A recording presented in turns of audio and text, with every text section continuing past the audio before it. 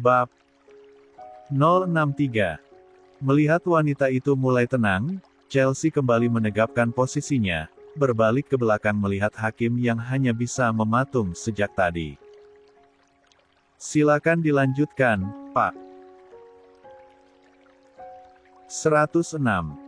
Dulu aku pikir, dikhianati suami pertama sudah menjadi titik terendah dalam hidup, tapi ternyata tidak juga. Aku masih bisa berdiri di atas kakiku sendiri.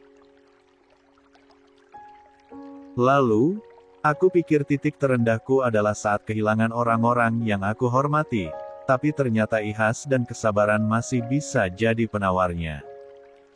Sekarang, aku punya suami yang luar biasa baik, kehidupan yang sangat layak dan serba kecukupan, badan yang sehat, mental yang jauh lebih stabil. Aku merasa sempurna dari segi apapun. Tapi, pada satu momen, aku menyadari jika aku menginginkan tangis bayi di istanaku, aku ingin mengandung, mengidam dan merasakan mual seperti wanita lain di luar sana. Apa aku masih punya kesempatan itu, meski hanya sekali? Situasi ruangan persidangan kembali hening setelah Chelsea turun tangan sendiri untuk membuat Lydia tenang. Setelahnya, semua orang kembali ke posisi duduk masing-masing. Baiklah, kita lanjutkan lagi. Arman kembali masuk, duduk di samping pengacara keluarga yang mendampingi kasus ini sejak awal. Dari kejauhan, ia memandangi Chelsea di samping Arkan sambil mengacungkan jempol tangannya.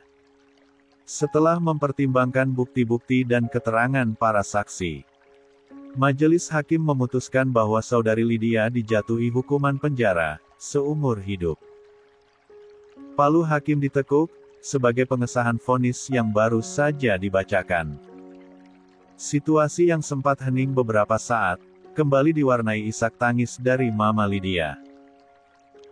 Ya, seburuk apapun seorang anak, pasti akan selalu disayangi oleh ibu yang melahirkannya.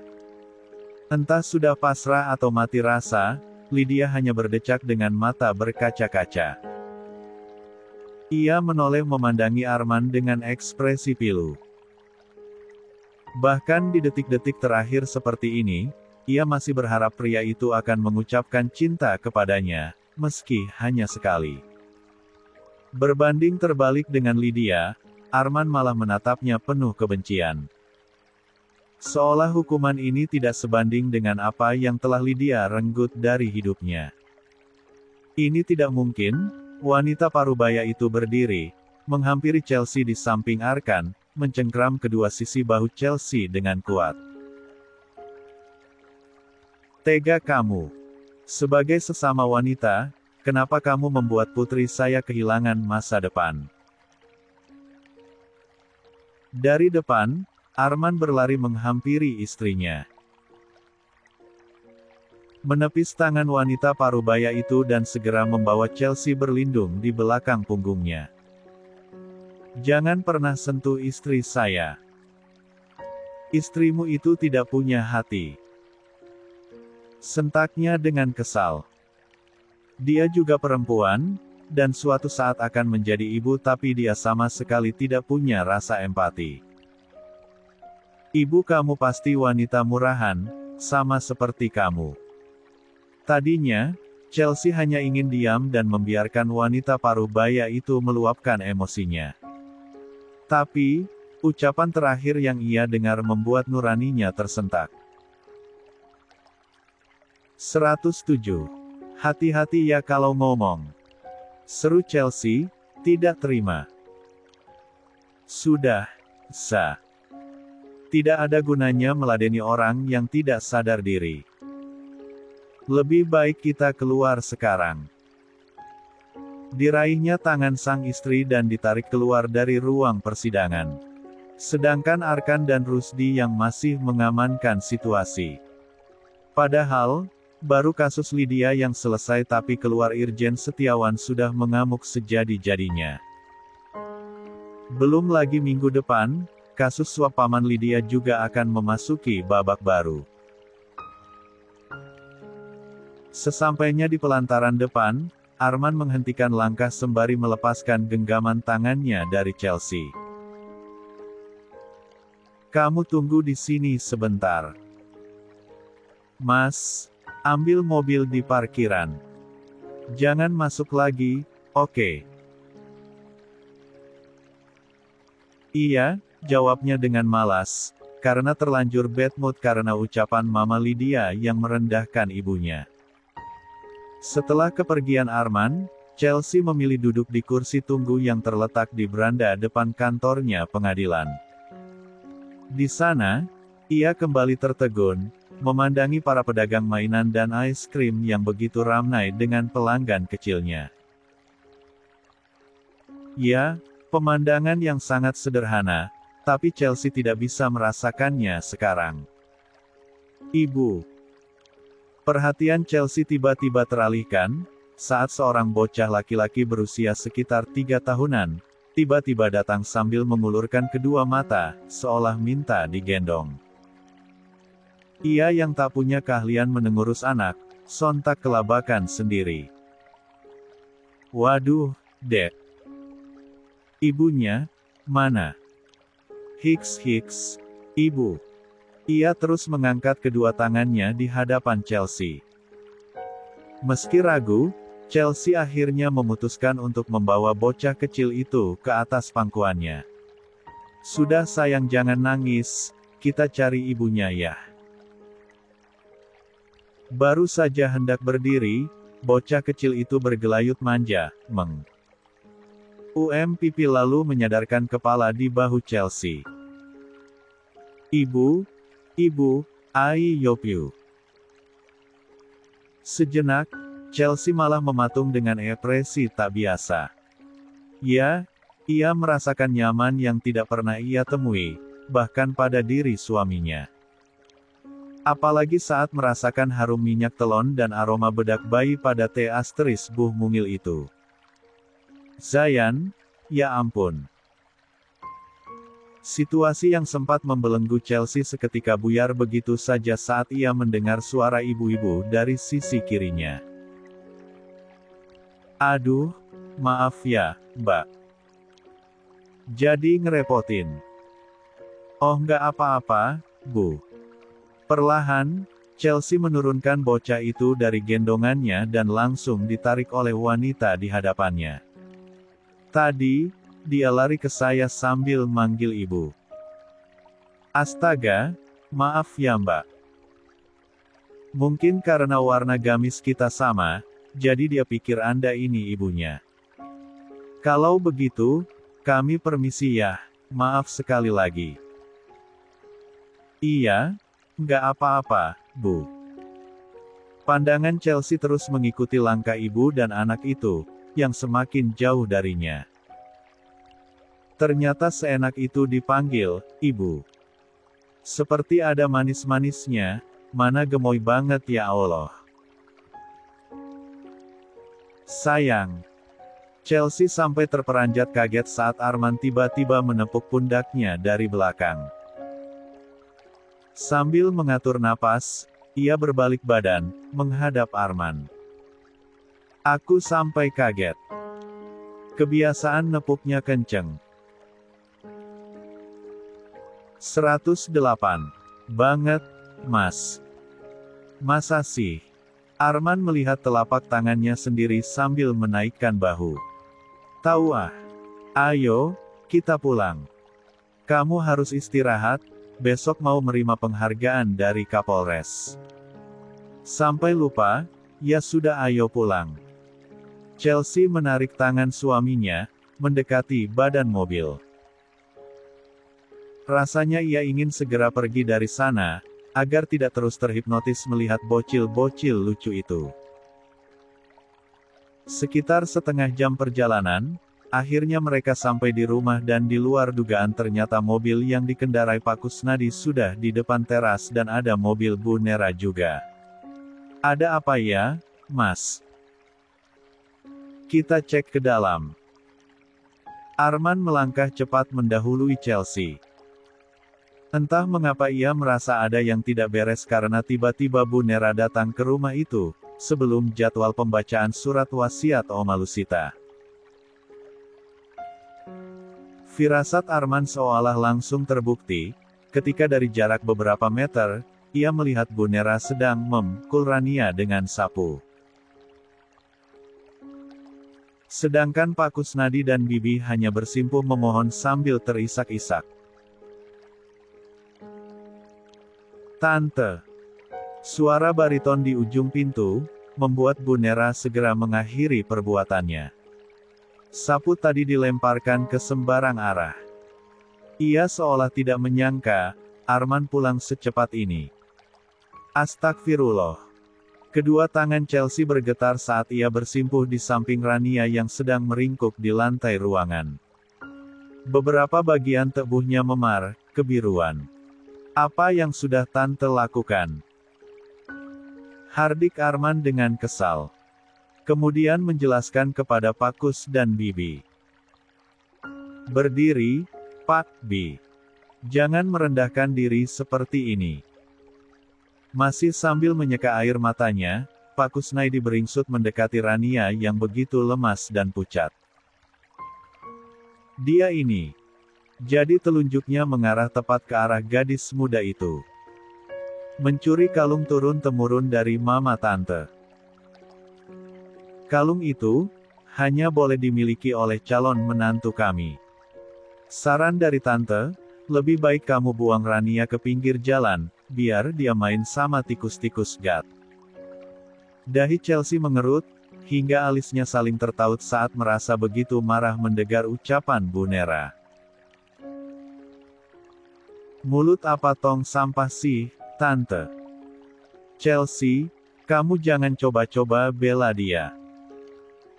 Sekarang kamu sudah diangkat Arman jadi wanita terhormat, bersikaplah seperti seharusnya.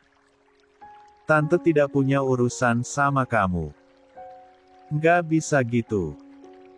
Main nuduh aja. Memangnya Tante punya bukti kalau Rania mengambil kalung itu dari rumah Tante?" tanya Chelsea dengan mata melotot tajam. "Gini ya, semalam Rania cerita, kalau kalung itu hadiah dari Arkan. Dia najis, nggak mungkin putra saya ngasih kalung itu ke dia. Ya bisalah, asal tahu aja, Arkan itu suka banget sama Rania, dia yang ngejar-ngejar dan deketin terus. Kamu jangan asal ngomong ya, Chelsea. Arkan itu putra tante, tante yang tahu banget seleranya gimana." 109. "Sudah." Sentak Arman untuk menengahi. Tatapannya beralih kepada Bu Nera yang masih melotot tajam. "Saya sudah peringatkan agar Tante jaga sikap. Tante nggak maksud ganggu kamu dan Chelsea. Tapi urusan Tante sama perempuan tengil itu. Kalau sampai Rania kenapa-kenapa, saya tidak akan segan melaporkan ini." "Sudah, Den." Sela Pak Kusnaidi sambil memeluk kaki Arman. "Saya yang salah karena nggak jaga Rania dengan baik. Tolong jangan dibesar-besarkan. Saya minta maaf, saya yang salah." Arman dan Chelsea menghela napas secara bersamaan. Bersamaan dengan itu Bu Nera melenggang pergi sambil membawa kalung liontin yang ditarik paksa dari L3 Rania. Ba'da Isya, Chelsea masuk ke kamar belakang di mana Rania biasa tidur. Sesaat setelah membuka pintu, ia mendapati gadis muda itu sedang meringkuk di atas tempat tidur, menatap nanar ke arah dinding ruangan. "Ran, duduk sebentar. Bu Chelsea." Rania bangkit dengan panik sambil mengusap sisa air mata yang masih membekas di pipinya. "Nggak istirahat, Bu? Besok penerimaan penghargaan dari Kapolres, kan? Nanti aja." Chelsea langsung duduk menghadap punggung Rania dan tanpa pikir panjang menggulung baju kaos yang dipakainya. Hati Chelsea lagi-lagi terenyuh saat melihat begitu banyak luka tanggal 3 Maret di sana. Jangan dilihat, Bu, lirih Rania sambil menunduk malu. Nggak apa-apa, cuma aku juga. Perlahan, Chelsea mengoles salep ke beberapa bagian. Kamu dan Arkan pacaran, iya. Akhir-akhir ini saya perhatikan kalian sangat dekat. Saya yang terlalu terbuai padahal mungkin Bang Arkan main-main aja. Sudahlah, nanti kita bahas lagi. Lain kali kalau Bu Nera ngamuk lagi, lawan aja. Meskipun orang tua, tapi kalau sifatnya mirip Dajjal, jangan dihormati, yang ada kamu yang diinjak-injak. Masa jagoan taekwondo kalah sih? Saya, ini bukan siapa-siapa, nggak punya alasan untuk melawan. Loh, siapa bilang? Pipi Chelsea menggelembung cemburut. Kamu itu, putri pertama aku dan Mas Arman. Apapun yang terjadi sama kamu, akan jadi urusan kami. Sontak penuturan Chelsea membuat Rania tertawa. Putri. Memangnya Bu Chelsea melahirkan saya pas masih TK, iya. Umur kita nggak beda jauh. Pak Arman juga masih muda, gimana ceritanya? Chelsea ikut terkekeh sendiri, masih sambil mengobati punggung Rania. Abis kamu nggak mau manggil aku kakak, formal banget. Sekarang tanggung jawab Oma turun ke aku. Aku harus kuliah online sambil berbisnis, jagain kamu, ibu dan bibi. Karena kita semua keluarga. Bu Chelsea baik banget. Rania tiba-tiba berbalik badan memeluk Chelsea dengan erat. Saya nggak ngebayangin, kalau nanti ibu dan Pak Arman punya baby, pasti akan bersyukur sekali punya orang tua yang hebat. Baby. Gumam Chelsea dan lagi-lagi berpikir, apa kesempatan itu akan datang lagi. Setelah keguguran waktu itu. Mengingat, ia dan Arman hampir 1 tahun menikah dan belum dikaruniai momongan. 110. Keesokan paginya. Secara khusus, semua anggota Polri dan Bayangkari Kepolisian Resort memberikan penghargaan kepada Chelsea sebagai bentuk apresiasi atas keberaniannya melawan pelaku kejahatan. Arman, Rusdi dan tim reserse kriminal pun turut dihadiahi piagam. Setelah penerimaan piagam penghargaan, acara dilanjutkan dengan acara jamuan makan siang bersama anggota dari satuan lain, turut berkontribusi dalam pengungkapan kasus kemarin. Di sampingnya, Arman terus memperhatikan Chelsea yang hanya mengaduk-aduk makannya sejak tadi. Ayo dimakan. Bukannya kamu suka ayam bakar madu buatan Bu Waka? Mungkin sekarang Bu Chelsea pindah selera, dan, sahut Rusdi dengan mulut penuh makanan. Kalau nggak mau, buat saya aja Bu. Setelah ini ada giat lapangan. Ambil aja Mas, Rusdi. Chelsea menyodorkan makanan Mia yang belum pernah ia sentuh sama sekali. Aku lagi nggak selera. Mau minum aja. Kalau kamu nggak mau makan di sini, nanti kita cari di luar. Sahut Arman, sambil melanjutkan aktivitas makannya. Kamu mau makan apa aja, tinggal bilang. Nanti Mas beliin. Nggak pengen beli, lagi-lagi Chelsea menghembus napas panjang. Mau buat aja. Heh. Arman menoleh kepada Chelsea. Mau buat apa? Bayi. Prevetetete, uhuk, Rusdi sampai tersedak mendengar ucapan Chelsea.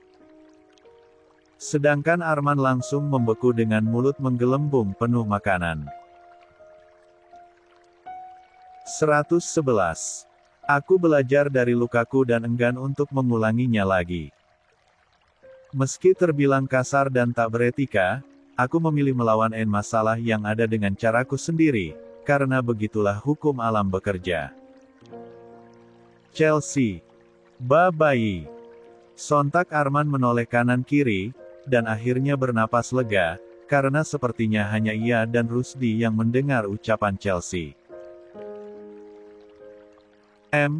Kenapa kamu tiba-tiba bilang begitu? Entahlah, tiba-tiba kepikiran aja. Lagi-lagi ia menghela napas sembari merebahkan kepala di atas meja. Memandangi anak dari rekan yang sedang lucu-lucunya. Memangnya mas, nggak kepengen jadi ayah?